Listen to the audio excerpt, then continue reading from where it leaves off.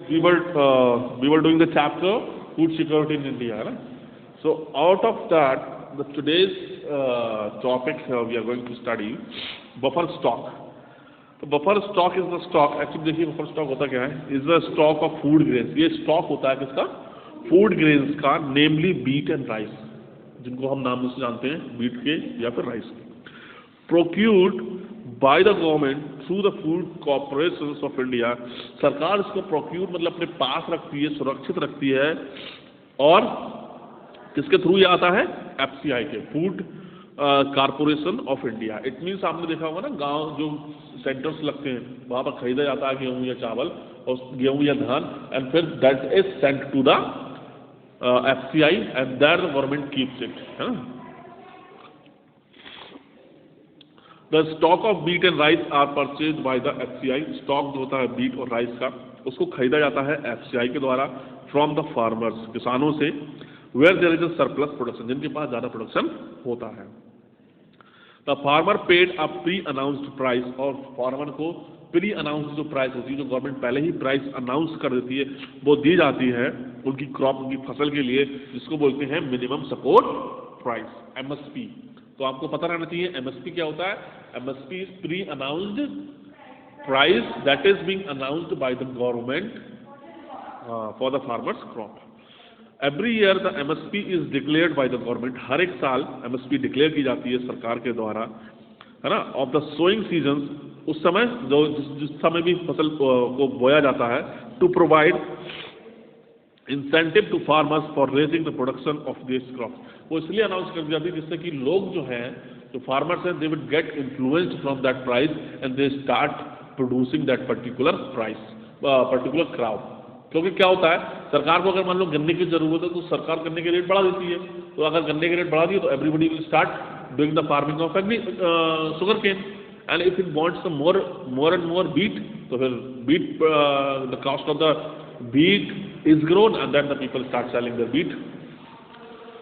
Buffer stock is created to distribute. अब देखिए buffer stock जो है वो क्रिएट क्यों किया जाता है, क्यों इकट्ठा किया जाता है?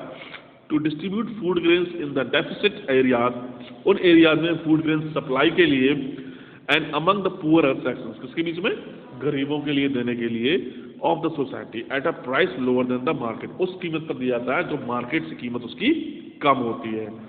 Also known as issue price, इसको इशू प्राइस बोलते हैं। इशू प्राइस का मतलब क्या हो गया? वो प्राइस है जो गवर्नमेंट कम करके गरीब लोगों के लिए बेचती है अपना राशन। अब देखिए what is public distribution system, what is PDS. FCI distribute the food. अब एफसीआई क्या करती है, जो फूड उसने प्रोक्यूर्ड किया था, अपने पास रखा था, उसको डिस्ट्रीब्यूट करती है फ्रॉम द फार्मर से जो उसने इकट्ठा किया था उसको वो डिस्ट्रीब्यूट करती है through the government regulated ration shop, जो सरकार राशन शॉप चलाती है उनके द्वारा, ठीक है। It is called the public distribution system, और इसी को क्या बोला जाता है? Public distribution system. Ration shops also known as fair price shop, जो राशन शॉप्स होती हैं उनको फेयर प्राइस शॉप्स भी बोला जाता है। Keep stock of food grains, वो फूड ग्रेन्स का स्टॉक रखती हैं, शुगर रखते हैं अपने पास, कैरोसिन मिट्टी का तेल फॉर कुकिंग, इन सब चीज़ों का राशन की दुकान से ये सब चीज़ें मिलती हैं। हाँ, at a lower rate of interest which the government announce.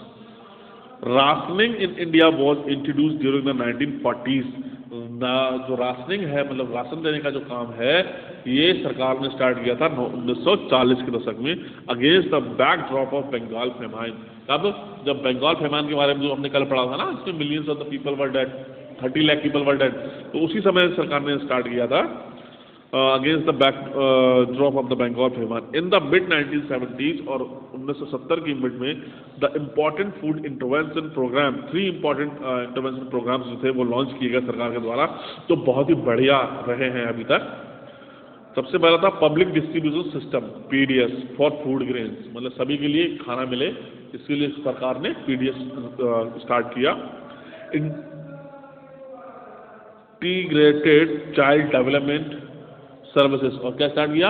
Integrate child development service, ICDS, मतलब कि हर एक बच्चे को कुछ फैसिलिटीज मिले, एंड फूड फॉर वर्क, और काम के बदले में खाना। This must also be introduce by the government in 1970s।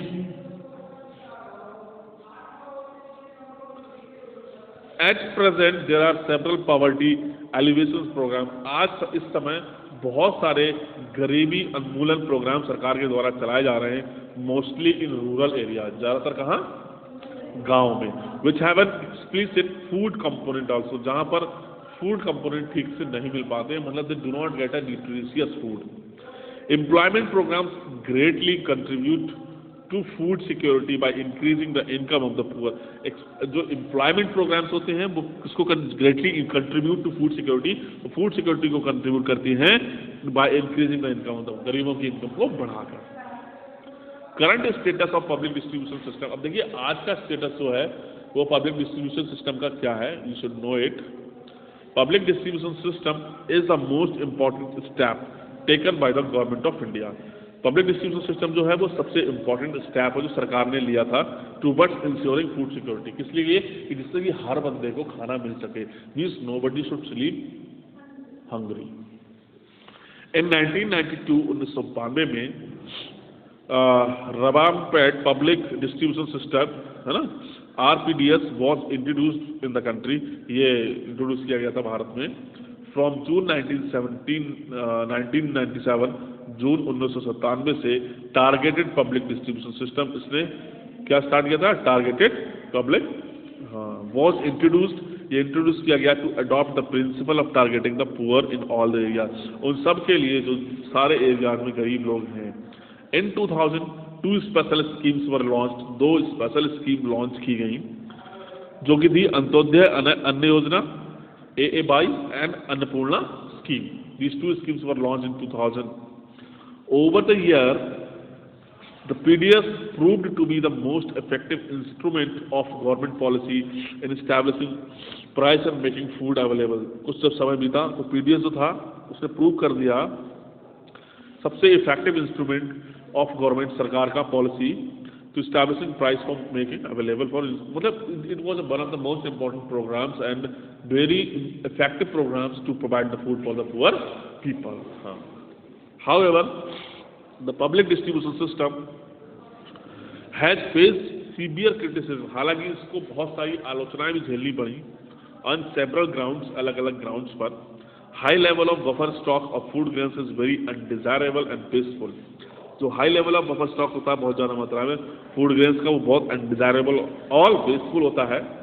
In state such as Punjab, Haryana and western Uttar Pradesh, state जैसे कि पंजाब है, हरियाणा है, वेस्टर्न उत्तर प्रदेश है, Andhra Pradesh, mainly 2 crops beet and rice are grown. इन जगहों पर सिर्फ 2 ही फसल उगाई जाती है, कौन सी? हाँ, the intensive utilization of water in the cultivations of rice has also led to environmental degradations. अब होता क्या, बहुत ज़्यादा मात्रा में पानी का प्रयोग किया जाता है इन जगहों पर खेती करने के लिए चावल की, तो इसकी वजह से environmental degradation भी होता है, मतलब environmental pollute होता है and fall in the water level, और जिसकी वजह से पानी का जो वाटर का लेवल है वो कम हो जाता है। Creating the sustainability of agriculture development in the state, इसीलिए जो एग्रीकल्चर डेवलपमेंट जो होता है वो थोड़ा हल्का हो जाता है। But the over use of the water is done in a particular areas and over use of water is only done specially in the Punjab and Haryana where intensive cultivation is done to produce rice and wheat as much as possible, and it was introduce through the green revolution. Green revolution के through ये introduce किया गया था। अब देखिए क्या है, PDS dealers जो होते हैं started a malpractices like diverting the grains to open market to get better margin. जो PDS के जो डीलर्स हैं, तो मतलब जो कोटेदार होते हैं, कोटेदार का नाम सुना है ना, जिनके पास कोटा होता है, तो वो लोग क्या करते हैं, स्टार्टेड मल प्रैक्टिसेस, वो उन्होंने गंदगी स्टार्ट कर दी है इसमें। क्या कि वो जो फूड ग्रेन्स होता है, जो ग्रेन्स गरीबों को बांटने के लिए दिया जाता है, वो मार्केट में जाकर बेच देते हैं और अच्छी इनकम कमाते हैं और लोगों से कह देते हैं राशन आया ही नहीं, ration. Regular opening of the shops भी वो ढंग से रोज नहीं खोलते हैं। इन रिसेंट ईयर्स, अभी जल्द में, देयर इज अनदर फैक्टर, एक और फैक्टर हुआ है that has led to the decline of PDS, जिसकी वजह से PDS कम हो गया है। The 3 types of cards and range of price that you see today did not exist. 3 प्रकार के जो कार्ड्स होते थे प्राइस रेंज के, वो आजकल नहीं देखे जाते हैं। Now the DPDS of 3 different prices targeted है ना पब्लिक डिस्ट्रीब्यूशन सिस्टम जो है। Any family above the poverty line, जो पॉवर्टी लाइन से ऊपर है, get very little discount at the ration shop. उनको बहुत कम डिस्काउंट मिलता है जो पॉवर्टी लाइन से ऊपर है, जो लोग पॉवर्टी लाइन के। The price for APL family, मतलब जो बीपीएल वाले नहीं है, APL family is almost as high as open market price. उनको ओपन मार्केट में जितना रेट में बिकता है उसी रेट में उनको भी मिलता है एपीएल वालों के लिए। So there is a little incentive for them, इसलिए उनको ज़्यादा इंसेंटिव नहीं मिलता है to buy these items from the ration shop से चीज़ों को खरीदने में। Role of cooperatives in food security, food security में कोऑपरेटिव्स का देखिए क्या रोल रहता है। In India the cooperatives are also playing an important role, cooperatives जो है वो भी एक इम्पॉर्टेंट रोल प्ले कर रहे हैं इन फूड सिक्योरिटी। किसमें? फूड सिक्योरिटी में, specially in the southern and western part of country, specially southern में और वेस्टर्न पार्ट जो है कंट्री के वहाँ पर। The cooperative society set up shops, cooperative society ने भी दुकानें खोली हैं to sell low price goods, सस्ते दामों पर चीज़ें बेचने के लिए, फॉर पुअर पीपल, गरीबों के लिए। Some of the examples of cooperative societies are, कुछ एग्जाम्पल्स हैं कोऑपरेटिव सोसाइटी के, जैसे कि Mother Dairy in Delhi, Mother Dairy खुला हुआ है दिल्ली में। अमूल फ्रॉम गुजरात, अमूल जो है वो गुजरात में। And academy of development services ADS in Maharashtra. So this is the chapter. Please, I am sending you the notes today that you copy in your copy, and yesterday one ignore because they are too lengthy. Thank you very much.